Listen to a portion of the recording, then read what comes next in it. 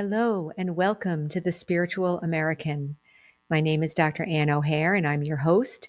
And today we will be talking about healing wounds by rewriting your past. This is going to be a very unique episode. But before we get started, please consider like, sharing, and subscribing. As you know, this helps trip the YouTube algorithm and get the content out to more people. And also, please consider sharing with your friends and family so they can benefit as well. So today I'm going to share something that I have tried, which I think can be a very powerful tool to help us heal or get over certain aspects of our past or things that are in our memory. So to start off the talk, I want to say that oftentimes there are parts of our memory which have more emotions than others, and we end up remembering them very clearly. Like if something happens, you remember every aspect. You remember what you looked like, you remember what they said, what they felt. Every aspect of the scene is memorized and very clear, like you can relive it at any moment because the emotions are so strong. I'm not talking about PTSD necessarily. I'm not talking about trauma, but there are certain memories that are very vivid, right? And we get stuck in them because maybe they were negative. And I'm going to give an example in a bit, but it was a negative example. And either I feel regret, I feel resentment, I feel unresolved feelings. I feel like I wish it didn't happen. I feel like it was wrong. It had pain and I'm stuck in the pain. So all of that is there in my memory. And one of the things that I have experimented with meditation is being able to go into that memory and actually rewrite it. And I'm going to give the science behind that. In the last episode, we talked about moods. So there's a principle with this that you can't heal a feeling with a thought. And it's obvious to us. We have it all the time. If you say, I'm upset about something, and somebody says, oh, you don't need to feel that way.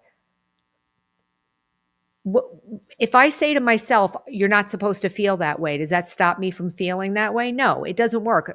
If I say a thought or a justification or a rationalization to a feeling, it does not resolve the feeling. Only a feeling resolves a feeling. So, for instance, let's say I feel hurt. I'm a little kid and I get hurt and I come home and my mother is like, oh, I'm sorry you're hurt or whatever. They might be helping me with the wound or whatever. Maybe I skinned my knee or something. But the feeling of love and acceptance and care is what helps take care of my feelings in that moment.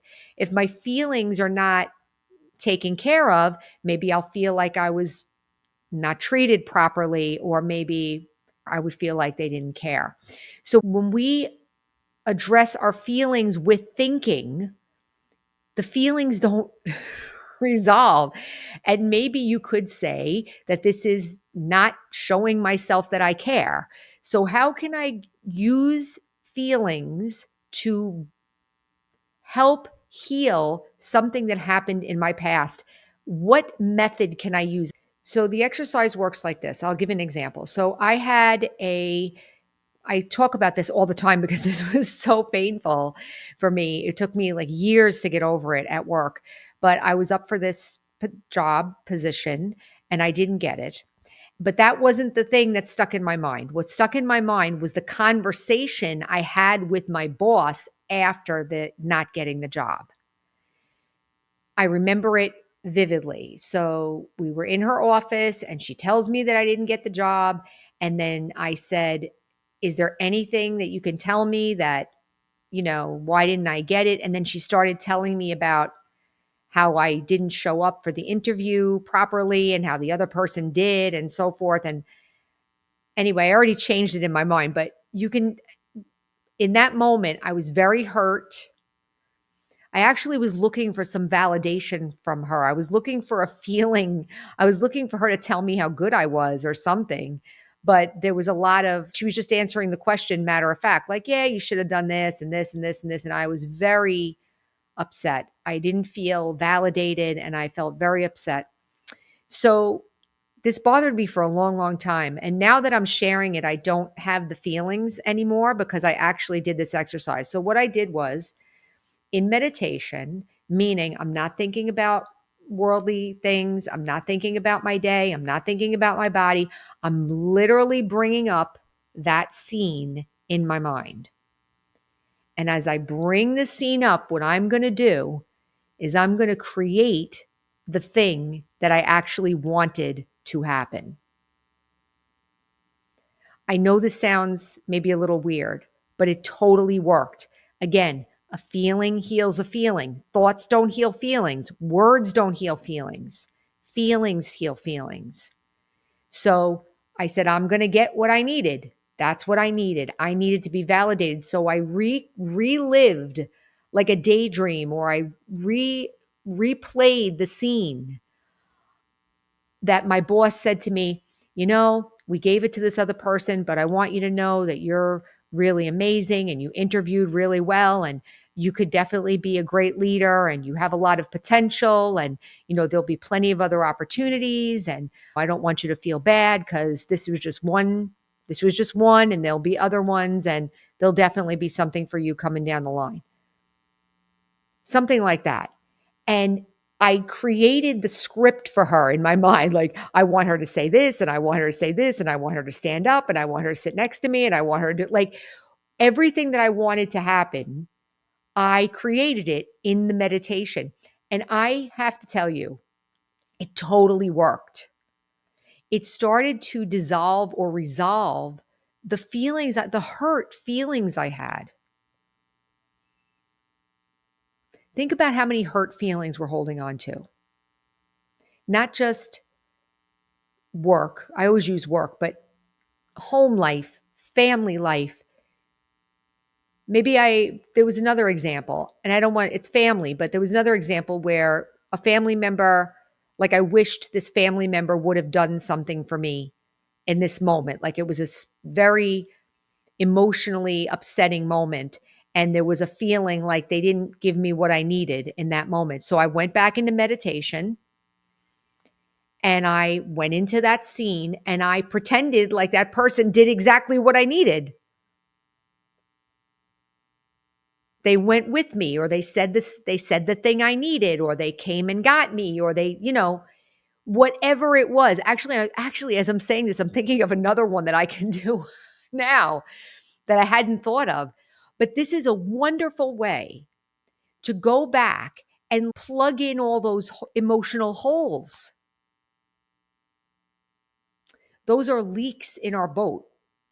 Those emotional hurts that are still unresolved are like holes in our boat. So to go back and replay it and give yourself the thing that you needed. We know that you can imagine things and it feels real, right? I can imagine that I'm on a beach somewhere, and if I concentrate enough, I can feel like I'm actually there. So why can't we use this power of our mind and our self-love and our intention of healing to go back and give myself the emotional support that I needed in that moment? This is very powerful. And it really doesn't have anything to do with the other person, so it doesn't hurt anything. You're not blaming them. You're just creating a alternate scene so that you don't have to feel hurt anymore. I find that this works. People say forgive, forgive them, or I don't blame them anymore. For me, that's intellectual. For me, it doesn't really resolve the hurt that I felt in the moment. In the moment, there's such a disappointment and a letdown and a hurt because I don't get what I need, right? So why not give myself what I need? It's really simple, but it's very powerful and it works. And you're really taking care of yourself. Nobody needs to know, which is even better, right? Nobody knows. But I'm using the creativity and the power of the mind to heal. I'm creating the scenario again, and the person says the right thing, does the right thing, and I feel totally loved and taken care of.